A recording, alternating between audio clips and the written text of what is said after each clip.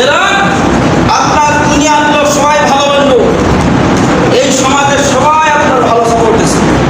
আপনার স্ত্রী যদি বলে আমার স্বামী ভালো ছিল না, ওই যা ওই স্বামী দেখা। আপনি আমি সবার কাছে আমি আপনার স্ত্রী সবার কাছে ভালো, স্বামীর কাছে ভালো না, ওই স্ত্রী জাহান না। তাহলে বোঝা গেল স্বামী স্ত্রী হয় কি জান্নাত।